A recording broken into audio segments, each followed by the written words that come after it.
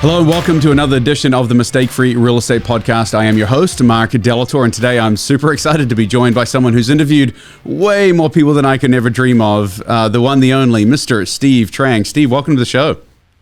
Thank you for having me. I'm honored. I don't know if I'm the right person, if it's for mistake-free, because I've made a lot of mistakes. Hey, that is why you're here, Steve. That's actually going to be one of the questions. I'll kind of stick that in the bag for later. But one of the 4 questions we ask you at the end of the show is, this show is the book I wrote, Mistake-Free Real Estate, is very much tongue-in-cheek. I mean, clearly, I have made all the mistakes in real estate so that others don't have to. So as a turnkey provider, we love to eliminate the mistakes that I've already made and learn from our mistakes. I'm still making new ones every day, right?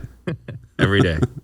Hey, Steve, let's jump right in. I know you have interviewed more investors than anyone, real estate specific investors. What do you see are the character traits of a successful real estate investor or even a business owner? I think if you look at the ones that are successful, there's a few key characteristics. And I'm not saying these are necessarily the right characteristics. I'm just noticing, like, here's the trend. One is action taker. So, they take more action than think about it. Mm-hmm. And that's not always the best way to do it. But I've noticed the ones that I interview tend to be more action, biased towards action versus, thinking all the way through. Second thing is grit. We get punched in the mouth. If not every day, then at least a couple times a week. And it takes something to get back up, right? Like, why would you keep going knowing how hard this is, knowing that you might be losing sleep? I think right now, at this very moment in time, maybe some of our peers are losing sleep, right? So it takes quite a bit of grit to persist. And I would say the last thing, or another thing, is obsession. We are all obsessed with our business. We maybe care a little bit too much about our business, but, there's not as many distractions, right? We're not talking about The Bachelor. We're not talking as much about sports. We still talk about sports, but maybe not as obsessed with our sports teams. We may not be, I'm trying to think what is other trending topics, right? Like not all over Netflix at all times. Yeah. And then I would say the last thing is that we all got coached. We all have someone that, if not coaching us directly, we are surrounded by peers that have accomplished what we want to accomplish. Who's had the biggest impact to you in the last 12 months as far as developing yourself to become, a better leader? Because I know I've heard you speak to others that your progression, I heard your talk with Eric Brewer, and you were talking about, he talks about a level 5 leader that Jim Collins talks about, going from, an individual to a team member to a manager. And then that level 5 leader is kind of that next level. Where do you see yourself now? And 2 years ago, where do you think you were? Where I see myself now is I'm still struggling to be that level 5 leader. I thought I was that level 5 leader. That's, the best way to figure out something the best way to be humbled is to have a false belief, right? Mm-hmm. And so I thought I was that level 5 leader. I'm finding out now that I'm struggling to be that level 5 leader. But 2 years ago, I was a good manager. I was not a great leader per se, and we're redefining what manager means. So now we're saying manager is the person that creates an environment where everyone succeeds. So I guess now I'm becoming that level 5 leader is what Larry Yatch would call a manager. But I'm getting closer every day to becoming a level 5 leader. I would say 2 years ago, I thought I was that person. And I clearly wasn't, because I was making these really massive boneheaded mistakes that were quite expensive. What? Okay, so hold that thought. I'm going to absolutely come back to that when you talk about mistakes, because we've all made mistakes. I'd love to hear some of your big ones that because everyone learns, I think, more from the scars and the mistakes. I mean, everyone comes on and if you jump on Facebook, it's a highlight reel, so you always look at the good stuff. No one's going to post all the bad stuff. I want to hear about the bad stuff, so we'll get there. But tell me, when you're doing that self-reflection, how do you react to someone telling you or to the realization that you're not where you want to be? Is that a constant journey, or do you get kind of like that one you bring someone in like a Larry Yatch and get punched in the face. And you're like, okay, I'm not where I need to be. I just really need to drive there now. Or are you someone who meditates and always thinks about how I can become better? What's that process look like for you of self-improvement? So I am continually working, on myself, the books, the coaching and so on. Larry Yatch has had a massive impact and really reset our paradigm and our mindset, creating a totally different framework for us. But I would say the biggest changes is the application of all of it, right? We're learning and so on, but we're applying it.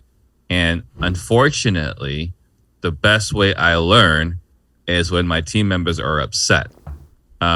Actually had you bless our office, right? When you were here, you got to talk to my team. And so, when they have a problem and they share it, it sucks that I've caused the pain that I've caused, but we learn so much from that pain, right? I mean, they get emotional because it's like a family.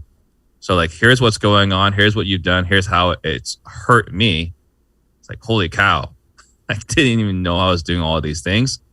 But as I learn it, I make sure not to do those same things again. So I would say the growth is learning from books, learning from a coach, applying it, and then screwing up and learning from those mistakes. I think you and I are both members of the Collective Genius Mastermind. And for me, it seems to be a quarterly check for myself. You kind of immerse yourself in 90 days in the business, then you extract yourself, you go down to, we're at Scottsdale or San Diego or Florida, wherever. And you allow I think, when Jason talks about dropping the ego at the door, I think that's because you have to come in and say, okay, where are my blind spots right now, and openly reflect. Mm-hmm. Do you use that time for that same purpose? I totally use that time for that purpose. For me, I'm typically coming in. I would say half the times I've come in, I felt pretty good about my business. Other half time I've come in, I felt awful about my business. Yeah. Right. And so those times where I've come in where I felt awful about my business, and it's not like I'm necessarily looking to share my problems in the hopes to get an answer, right, to go back with. It's really more of here's what I'm dealing with. Here's what I'm struggling with, right? Like, what are your guys' experiences here? What have you guys seen here, right? So I think sharing my my pains and challenges, there's a therapeutic effect. Yeah. But other people learn from it. And then there's a couple of people that, hey, I've been there. And here's how I was able to get through it. So I think there's the counseling in the therapeutic sense, but also the growth sense. So as a business owner, you have a brokerage, you have a title company, you've recently bought a bank. I want to ask you about that here in a minute, but you're obviously and you have a wholesale company. There's many things to what you do. You're extremely active, obviously, on social and building this, and a world-class sales trainer. Want to give a shout out. You've driven massive impact through our business with your sales training, and I appreciate that. Tell me what drives you. What does the next 5 to 10 look like for you? What does success in the future look like for Steve Trang? Success for me is, and this is gonna sound really plain, but I am just trying to get the most out of this meat bag as possible. Trying to get. God put me on this planet for a reason, and I'm trying to figure out what the most I can do with what I have. It's the pursuit that excites me. It used to be the destination. It used to be, if I can do this, if I can hit this milestone, I'm going to feel good. And what I found was after hitting those milestones is emptiness. It didn't do those things I thought it was going to do. What's next? And what's next, right? Yeah. And that's the reason why we keep creating new goalposts. And so what I've learned is accomplishing. It's a dopamine hit, but it is not. It's not happiness. Happiness is in the journey. It's pleasure. It's pleasure when you do it momentarily, but it's really momentarily. It's not even like a full day. It's like Bill Belichick winning the Super Bowl. Yeah, I mean, like, he's happy for like half an hour, and then he's back to game film. Totally. I reached out to my buddy Eric and said, "Hey, I'm having Trang on the podcast tomorrow. What's one question you'd like to ask him?" Here's one from Eric. You're on a mission to create 100 millionaires. How's that going? Oh, I love that question. So, gut feeling, I think we're there. Gut feeling. Wow. But this is like throughout the entire duration of my career, not since I started the podcast. Okay. Verified, I think 11. And when I say verified, is that we give out plaques, and for you to get the plaque, you need to prove to me you're a millionaire. So I'm asking for a certified statement from your accountant. So we've only had 11 people actually send a certified statement from their accountant, right? Integrity is a core value to me, right? There's a reason why we require people to demonstrate proof of success before they come onto our podcast. Likewise, if you want to celebrate, put something on your mantle, the millionaire part, not just handing it out like candy, like you got to prove it to me. Yeah, there are no 11th place trophies. Yeah. You got to hit that goal. So along that line, what will you do after you accomplish it? Well, I mean, that is a destination goal. Mm-hmm. What will you do after you accomplish that goal? That's the external goal, right? That's what we put out there to get the tribe excited, to motivate people, right? We want to be a part of their story. Internally, there's no number. It's just to create millionaires. Very cool. So that our internal mission statement is to create millionaires. Our external mission statement is to create 100 millionaires, because that's something that our audience can believe in. So let's talk about money, Steve, because that's what we're in the game for, right? So clearly you're doing very well. You're creating other millionaires. By definition, I'm assuming you've been there and are moving towards pretty big, lofty goals yourself.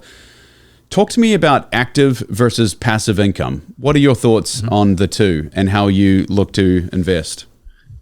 I'm going to steal very generously from Jason Medley on this one. Right? The best way to make passive income is to make a large amount of active income. And so my passive income portfolio, to be honest with you, is not very good. We have 3 rental properties. 4 now. And of the 4, 3 are fully paid off, right? And I know this is the wrong way to do this. I know this.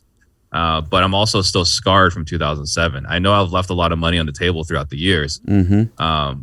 But I started real estate in 2007, and I saw I read the books about leverage and this and that. And then I saw what happened to everyone that was maximum leveraged. And then I saw what the wealthy people did. The wealthy people swoop in during the recession and buy everything at 70% off cash. And they're buying these properties so cheap and such high cash flow that they can buy a property every single month with their cash flow. So I don't have that much as far as passive. We only have 4 properties. And then we recently invested with Stephanie Betters in an apartment, so that's a nice $1,000 a month, not as an LP, right? So that's a nice $1,000 a month. So when you're counseling to get to 100 millionaires, it's more of an active approach. You're trying to have them build a business that's spitting off active income that allows them to grow to a point where they have liquidity and some assets that get them up to a million. Yeah, I mean, it's all about net worth. And probably a lot of people. I mean, we had one guy come on the show. He's like, I'm a millionaire because of the assets I've bought. It's not even because of the active income, right? It's like I wholesale, I bought some properties, and because I own 4 properties, how much they've appreciated in the last 3 years, I'm now a millionaire, right? Yeah, you're in the right business. I mean, clearly more millionaires have been created through real estate than any other asset class. Yeah. So, but for me, when we're counseling people, it's about a net worth. What you do with that $1 million, we don't necessarily push someone one way or another. I had someone tell me like, "Hey, apartments are really hot right now," and I asked him like, "Are you sure?" With the Fed rate going up, I think yield has to go up, which puts a downward pressure on apartments, I believe. So, but I think everyone should do what they think is best. My goal is to help you get the mindset, the skills to become a millionaire. You talked about 2007, Steve. How were you scarred, and why did you stick it out? Through that time period, did you almost get punched in the face, say, I need to figure this out? Or did you really have a passion for what you were doing at the time? Take me back to 2007 and talk me through what that felt like. Yeah. Well, it wasn't because I had a passion for real estate. I'm an entrepreneur at heart. So, reading Rich Dad Poor Dad, I got my real estate license, which is not what he says, right? He says getting real estate, buy, rental properties, whatever. But I got shiny object syndrome, became a realtor. And it wasn't that I had a passion for real estate. I had a passion for personal freedom, time freedom, financial freedom, right? That's what I was chasing. So this sounds horrible. I've said this a few times, but, I love everything about real estate except for houses and people, So for me, it was about the building a business, right, that served my life's purpose. And real estate was just a vehicle. So at that time, it was tough, right? Especially being a realtor. My 2008 was my first full year, or my 1040. My expenses exceeded my revenue by $50,000. So a negative 50,000, 1040 to the IRS, right? That's a nice punch in the gut. And this is the time where we're talking about divorce. I pulled a total bait and switch on my wife. She thought she was marrying this engineer with a nice, safe job. And I went in a totally different direction. And it was tough. And I got to see the devastation that market created. I knew so many realtors and contractors that got divorced, not only lost everything, but got divorced too, right? So you lost your money and your family. And so for me, maybe I played it too safe during the uprun, but that's always been the back of my mind. And that's, right now, a lot of people are kind of panicking with all the flips they got going on. And I know I left a lot of money on the table, but you never knew when the music was going to stop in this game of musical chairs. And I did not want to I didn't want to get caught holding the bag. No doubt. We are certainly flip heavy right now, and we're working through that. I think we're fairly insulated in the Kansas City marketplace just because we don't have a roller coaster. But let's talk about the market trends. What impact do you see inflation having on real estate? For the audience out there, Steve's living in the Phoenix metro. What are you seeing and what are you hearing around the industry with regard to inflation and rising interest rates? Well, obviously interest rates going up puts a downward pressure on pricing. But we had the chance to listen to, was it Bruce Norris, right? Mm-hmm. He offered some amazing insight, which is that, there's a lot of downward pressure. There's a lot of factors going on, but at the end of the day, inflation puts an upward pressure on pricing, right? So until we start losing jobs, lots of jobs where people can't pay mortgages, there's going to be, in 12 to 24 months, it'll still be higher than it is today. That being said, short term, I think there's a slight downward pressure on pricing. Unfortunately, from what I'm hearing from the movers and shakers, I think that there will be a downward price correction in our market. But at the end of the day, I still think if you're ever interested in buying real estate, I think it's still a good time to buy. I think that for people in our industry, and I'm talking about wholesalers, flippers, lenders, realtors, title companies, and so on, a lot of people are freaking out, but for very different reasons than the general public. The general public only cares about the equity in their home. And so as long as the price doesn't go up or down too much, right? If it goes down 3-5%, they don't really care. Our business relies 100% on volume. So it doesn't matter if the price goes up 5%, goes down 5%. As long as we're transacting, right? We're like a shark swimming, right? We can't breathe if we're not swimming, right? So for us, all we care about is volume. And so I think volume is going to go down significantly due to the Fed doing a magnificent job of killing demand. I think that's sage insight. I completely agree with you. I think that, to your point, I'm already talking to mortgage brokers that were solely reliant on refis. Oh, they're dead. They're out of business. They're out of business. You're seeing realtors to be in the refi business. Yeah, and you got realtors that are, they were thinking that all they had to do before was just get listings, and I don't want to work with buyers. Just get the listings, and control the market, and all of a sudden listings are sitting and they're not getting paid. And I think they need buyers. They need buyers and sellers. Why would a sell? And then I've got sellers that are telling them, I don't think I want to move anymore because I don't want to sell my 2.75% interest rate and go to a 6% interest rate. That's not appealing to me. Yeah. No, it's not appealing. And what you can buy, right, is changed dramatically. So I was talking about the downturn for myself. The one plus was that I was able to get a loan mod. And my loan mod got my interest rate down to 2% for like 5 years. Right? It was a 5-year arm. But in that time, I had an interest rate of 2%. I was thinking like, there's really no reason to ever move, right? It wasn't until I had my third child. Like I bought this house when I was a single man, and I had my third child in this house. Like, okay, maybe we've outgrown this house, right? But the interest rate was so low, it was hard to justify moving up. You know, it seems silly, but portability of mortgages may be something that I see happening in the future. That would be one way that the government would be able to come in and, you know, mandate that you're either able to port a mortgage from. I mean, there's really no reason. You're underwritten. You're still making the same amount of money. Why can you not just take it from one house and stick it on another? It's just title, right? Yeah. Yeah, I mean, that's it would crush the mortgage business, which is probably why it's not going to happen. But yeah, it would hurt them, but it's basically substitution of collateral, right? So exactly, it's something that happens in the creative space all day long. Yeah, interesting question. Anyway, I want to delve into wholesalers. You talk a lot, and you have a wholesale company. How do you? Is there ever a time and space where, you know, wholesalers will be deeply impacted? Will it spread the herd, or will it impact their business in a much more meaningful way? Right now? Yep. I feel like this is the purge. So I haven't watched that movie, but you know, the essence, right, is, you know, you get to eliminate an X% number of people, right, from Earth. But in this instance here, I think that there's a lot of people that were reliant on one singular business model, which was selling to hedge funds. I think if that was your model, you're quite a bit of trouble. You're probably panicking a little bit, and you got to pivot fast. And I think there are other people that, you know, were not one-trick ponies per se, but didn't have their systems down pat. You know, the batten down the hatches, making sure, like, you know, no leads left behind. We have the luxury of having Salesforce. We have the luxury of having collective genius, having best practices, right? Eric Brewer, Frank Cava on stage saying, here's what we're doing.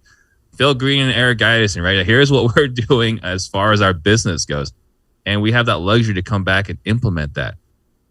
If you don't have all these systems, it's just going to be harder to run a profitable wholesale business, because leads are getting more expensive. And if you're losing leads, if they're getting lost in your system, that's expensive, right? So I think there's going to be a little bit of a purge. I don't think it's a bad thing. I think it's an unfortunate thing for, you know, the people in the industry that are trying to make it right now. But I do think that there's going to be a purge coming, and I think that it's going to be the valley of death, a term I learned from our friend Jimmy Vreeland. I think there's a valley of death until about December, and then I think by the end of the year, sellers have become realistic, and whoever is still around in January 2023 is going to do really, really well in our industry. You think it comes down to sales in the end, winning in the living room? Or do you think, you know, and I know you're a sales trainer, I'm curious to get your perspective, but in my mind, educating the seller on where we are in the market has to be priority number one when you're trying to, you know, obviously, you know, go in, drop the anchor and get the house for, you know, the as is value, which is obviously less than if they had kept I'm assuming a distressed asset here, but assuming a distressed asset that they're going to get a deal on, they need to go and educate the seller that, hey, I know your neighbor sold the house for $500,000, but yours is worth $420 now because the market has literally pivoted. Yeah. I think educating the seller can cause some challenges because it can be a little bit argumentative. So there's two things, right? I think first, you got to really find a deep pain and motivation. And the only people selling right now to people like us have to have real motivation, right? So I think the sales skills to get someone to really feel all the pain and anxiety that they're experiencing at night, you know, when they're going to bed, we need them to relive all of that when they're talking to us. I think that's the first thing. Second thing, not quite educating, but asking questions like, hey, Mark, you know, right now, what we're seeing is a lot of buyers are going from 3% interest rate to 6% interest rate. I'm curious, how do you think that's going to affect the market? Or, hey, Mark, you know, we're about to head into this recession where people are maybe losing jobs. What do you think that's going to do to real estate? Hey, Mark, you know, right now I'm reading the news and there's these record price reductions. What do you think that's going to do to pricing? And what I'm trying to do here is I'm asking leading questions, you know, like an attorney, but I'm asking questions with facts, but I'm asking you for your input, because if you start telling me, oh, that's not good for the real estate market, and I'll ask you how so, and you'll elaborate on it. When you say it, this is facts, right? This is gospel. If I tell you, hey, foreclosures up 300%, record price reductions, builders are panicking, and A, B, and C, you're going to, yeah, whatever, I'll roll my dice. But if I tell you just one or two facts and ask you for your input, and now you're bought into this story, you're more likely to believe that the market's going down. No, love that. That's super wise. Do you feel like, so we obviously don't wholesale, but we buy a lot from wholesalers. Do you feel like our stock in the market has gone up being a consistent buyer? I mean, there are times when the wholesaler's like, oh, I don't need SPD. I can sell to anybody now. I feel like now that we provide a pretty valuable asset that, hey, we're still buying. We want as much volume as you can bring us. Do you think partnerships and JVs in that respect are valuable for a wholesaler? I think you guys are way more valuable now. If you guys are going down just a little bit in your pricing, you guys are probably going to have a significant advantage. Just like I was talking to Ray, right, with Kiavi. And they're like, yeah, we're not changing anything. You just have to have a slightly higher credit score. It's like, okay, well, now you are the hottest girl in the club because every other lender has changed their underwriting guidelines or ARVs and so on, right? So if you guys, as SPD, if you guys are modifying just a little bit, then you guys should be smelling like flowers, because in our market, all the flippers are running around like the hair's on fire, panicking. And honestly, we're actively looking for private money so we can start taking down more of these deals. Because if you need to buy it at 65% of market value, why would I sell it to you? I'd rather just do it myself. Yeah. No, flipping is inherently speculative, especially in markets that swing wildly like Phoenix in California and Florida. What we do, and the benefit, I guess you asked that question, I'll elaborate a little bit, but our business model is based on rental rate.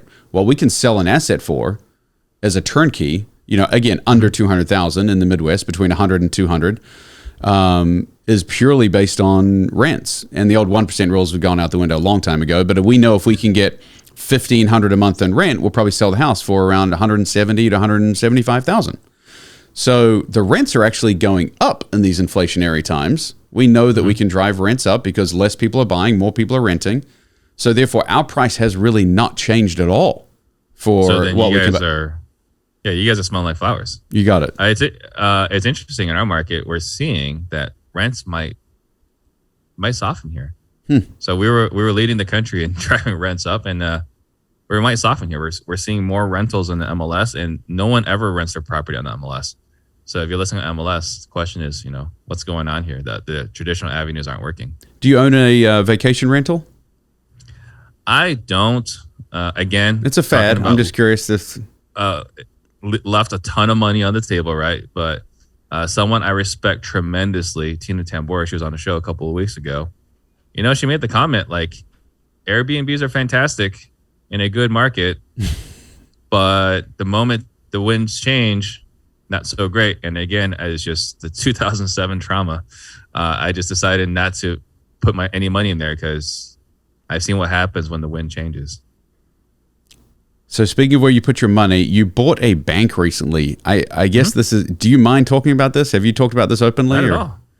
Tell me about, I'm happy to talk about it. So explain to me, my CPA one time, this is like 6 years ago, he was joking with me about how much real estate I was buying. And he's like, next thing you're going to do, you're going to go buy a bank. And I just blew it off, didn't even think about it. But now I'm looking back like, maybe I should have. What is Steve onto here? What? Tell me about this, how this transpired, who you're partnering with, and what that looks like. Yeah, so I don't want to take too much credit for it because it was like I'm a last minute pickup player, right? So these guys were working on starting this bank back in 2007 when everything went down the crapper, right? 2007, 2008 is when they started the initial charter to start a bank.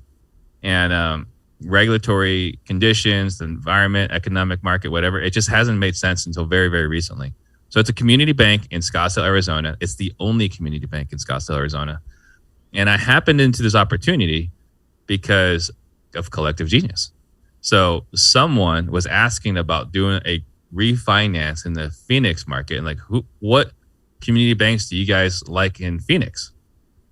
And Jack Bosch comes into the chat, suggests a couple of community banks, or if you can wait a little bit, I bought a bank or I'm opening a bank or whatever, right? I was like, what is this? So I sent him a message like, Jack, what is this about? He's like, oh, I invested in a bank, and there's these guys in town. 18 people got together to start a bank. It's like, well, I want information on that. I said, and he asked me, do you want an intro to the chairman and the president? I said, of course I want a meeting with the chairman and the president. And so I met with them over Zoom, right? Because this is still an interesting time with meeting face to face. And I asked them questions. I actually did a little bit of due diligence. I don't normally do a ton of due diligence. I'm more of a fast mover. But I asked about the chairman because I have my good friend is a state senator. He's my state senator. I reached out to him. I was like, hey, what can you tell me about this chairman guy? Like, I see that he was involved in the legislature. And he says, oh yeah, this is the guy. If anyone has any questions about banking in Arizona, everyone asks him. So, okay, good. Then I feel good about this chairman. Due diligence done. Diligence is done. Right. And so I invested in it. They told me, like, we want to be perfectly clear. We will lose money in the first 2 years and maybe break even in the third year. And then the goal is to exit for a 5x multiplier in 5 years. Cool. Right? That's the goal. And to me, I honestly didn't even care about the money or the profit.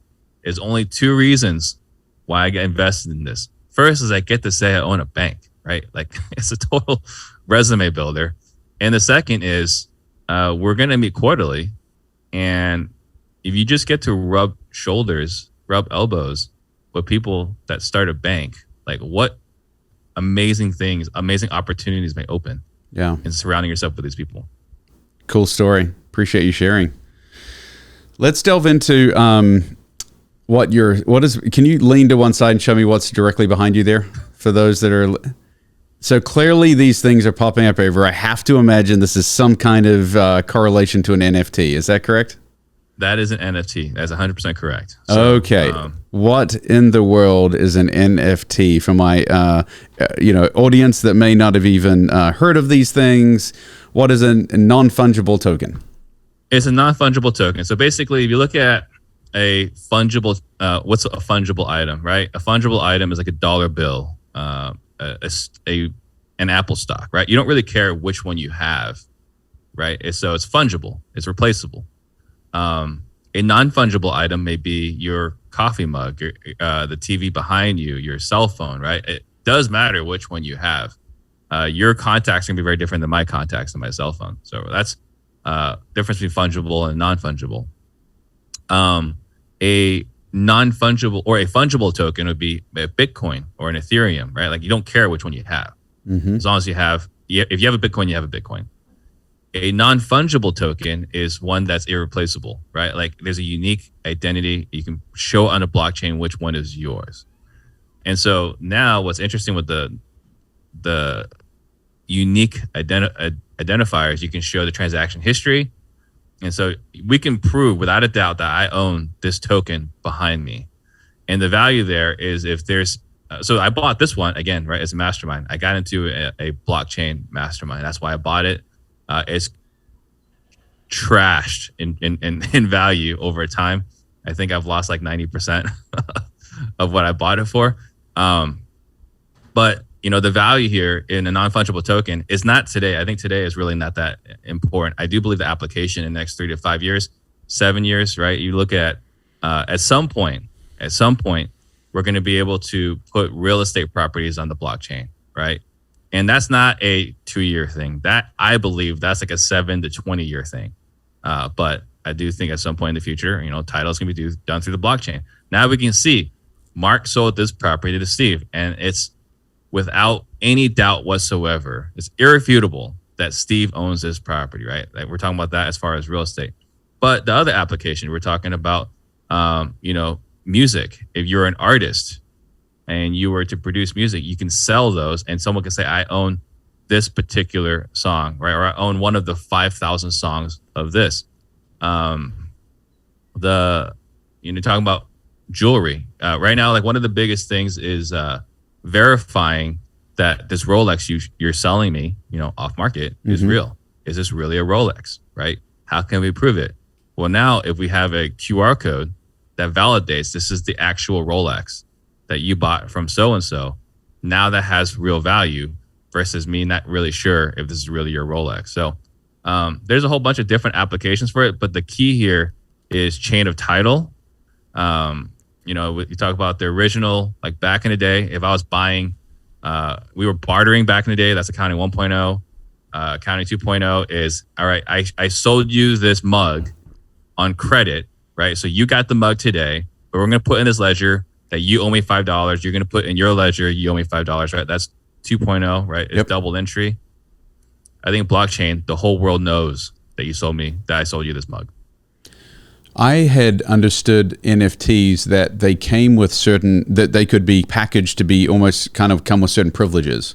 Like let's say Pineda has a mastermind, and it's like you buy an NFT to gain access to a wealth of knowledge on the back end or something like that. Is that always the case, or just sometimes the case? It doesn't have to be.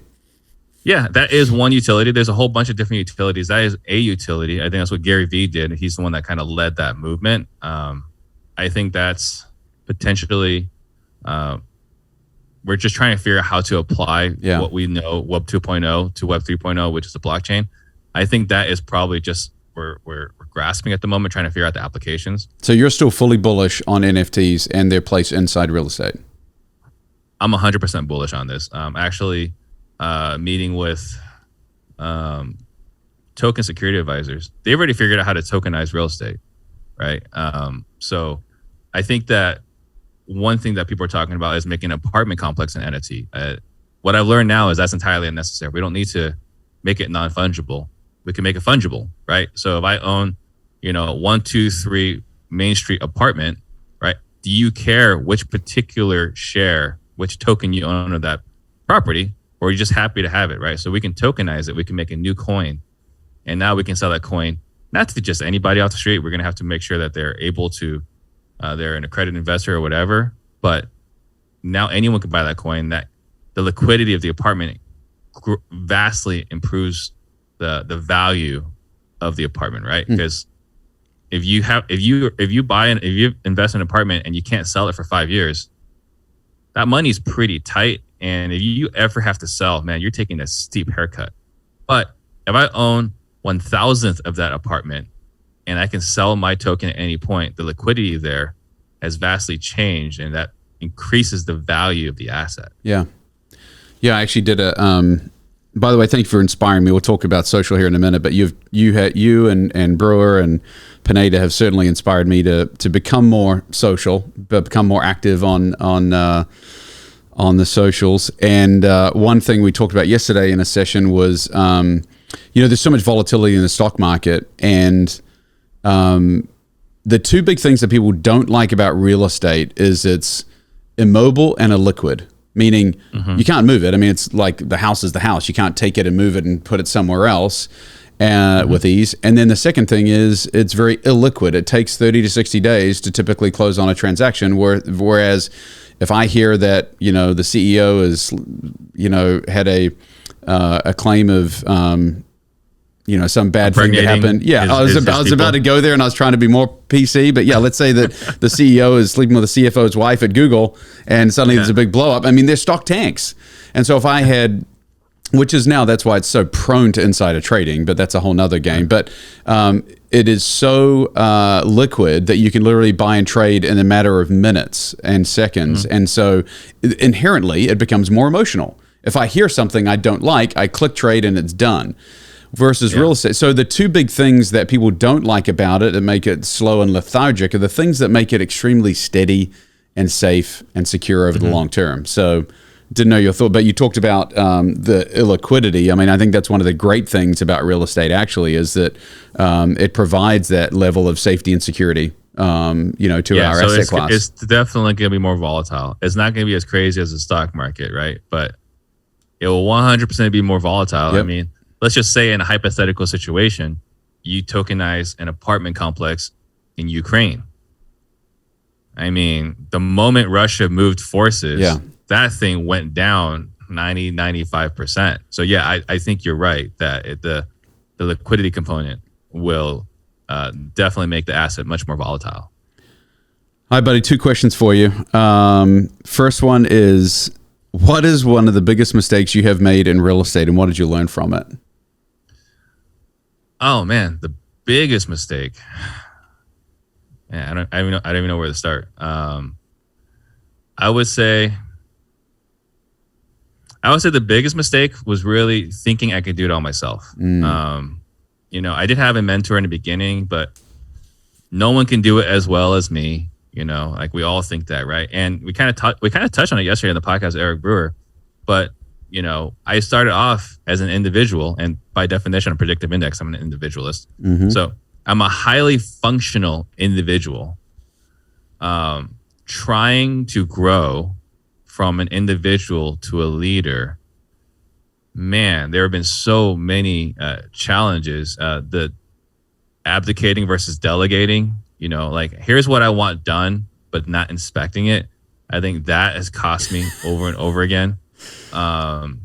Failing to lead people the way that they want to be led. We tend to lead people the way we want to be led. So, burnt out a lot of people, under-informed them or under-educated them on how to do their job well, how to succeed in their role. And I would say the other thing is we spent a lot of time talking about leadership, but man, no one talks about money skills. And that's probably the single most important skill of all of it. It doesn't matter how much money is coming in if you don't know what's happening with the money. So I would say I wish earlier on I would have learned more about how to effectively lead people. I wish there was a Larry Yash in my life much, much earlier. And I wish I would have gotten better at money. So I wish I had a David Richter and Marcus Krigler in my life. Yeah. In the first year of my life, first year of business. I think that would save a lot of headaches.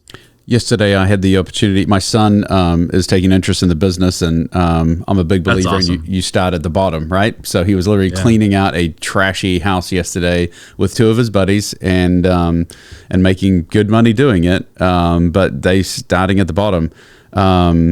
But yeah, one of the things that I feel like the globally is done extremely poorly is no one talks about money and finance in high school, or I mean maybe there's a class, but no one talks about the real world. And is an interest rate high good or bad? Well, it depends. Are you borrowing or are you lending? Explaining these concepts to young children about all they get taught is go get it's a classic rich dad, poor dad, but go get a job, go get an education, get a job and work hard. And that's the secret to life. I think there's just so much more to that. And we had a really good conversation yesterday with three of these boys just sitting around. I'm like, I showed up on the job site, checking up on them, and said, okay, hey, turn the music off, come down, grab a drink. I want a real estate 101. And basically, very basically step them through rich dad, poor dad. Trading, what you're doing now is trading time for dollars. How much money could you make today? Well, it depends how many hours in the day. Well, what if you didn't have to have many hours? They talk about the Buffett philosophy of, if the only way to, true wealth is to figure out how to make money while you're sleeping. And so those basic concepts at least will peak their, and who knows if they'll do something with it. I know my son will, but the others were sitting there just absorbing. And I have learned that the youth are sponges. What they're around, they really pick up on. How have you found your social media, that push that you really probably started on? Was it 3 years ago that you really made a big push? 4 years ago.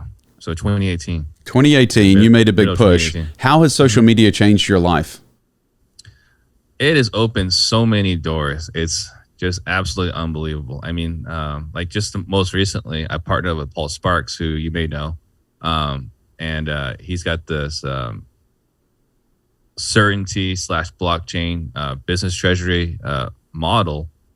And man, he's opened doors with that partnership is now even opening more doors. We're we brought in a new partner for that who happens to be good friends with Chris Voss, right? So I'm going to try to collaborate with Chris Voss. But the doors that open is just absolutely unbelievable. I've said this before, I'll say it again. Back in the 80s, if you were a published author, you were somebody, right? Today in 2020, doesn't matter, anyone can publish a book. But if you have a podcast, you're somebody. And I'm not saying that's correct.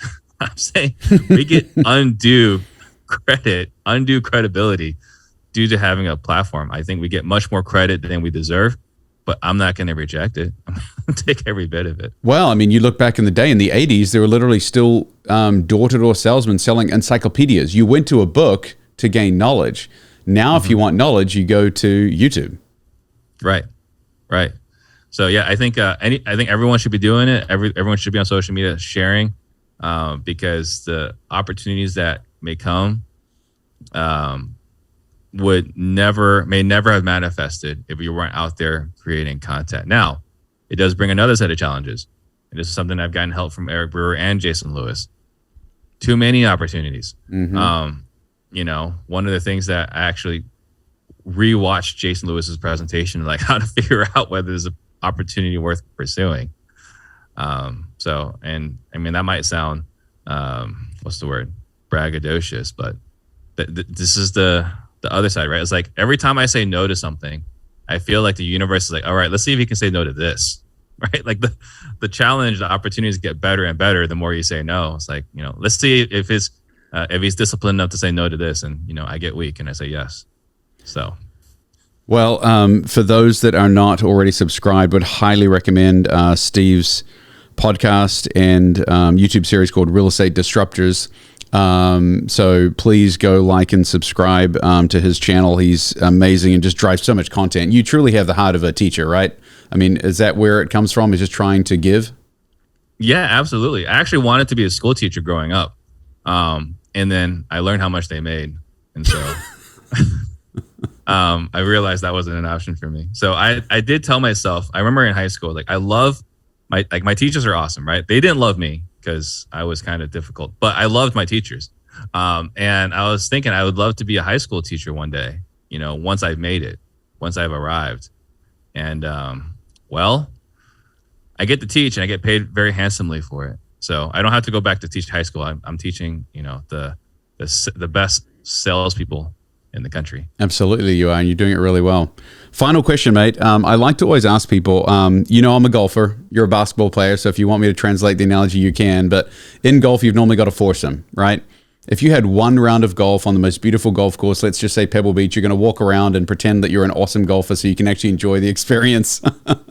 But you've got four guys, and so a foursome, you've got three people to join you on that special day that could just be your last on earth, and you just want to have a really good time. Who are alive or dead? Who are those three people that would join you to spend that 4 hours together? So Ben Franklin, the first self-made millionaire. That one I know for sure, because when they say one, that was always been my go-to. So I got to come up with two more. Mm-hmm. Man.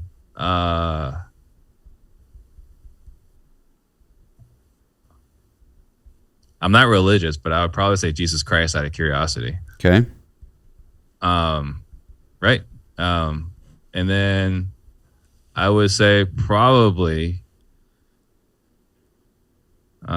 this is probably not a great answer, but Michael Jordan. He's the GOAT. The ultimate, the GOAT, right? The ultimate competitor. Yeah. So,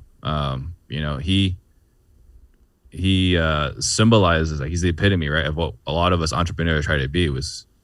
We don't try to just win, we try to dominate. And so, I would say probably Jordan. And I don't know I would necessarily ask him anything. It would just be to hang around his aura.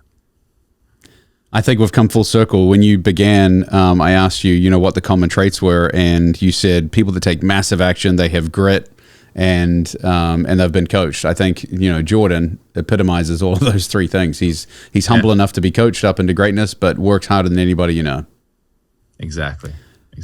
Steve, this has been an awesome pleasure. Thank you so much for your time. For those listening on this Mistake-Free Real Estate channel, please like and subscribe and hit the notification bell so you don't miss out on any of this awesome content that you're hearing from the guys like my good friend Steve Trang. Steve, thank you so much for being on the show today. Appreciate it. Thank you for having me. It's been an honor. You're listening to Mistake-Free Real Estate Radio, the authority in passive real estate investing.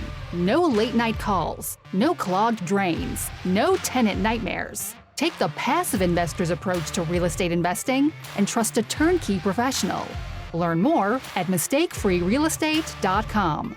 Until next time, remember, you don't get rich from what you earn, you get rich from what you own.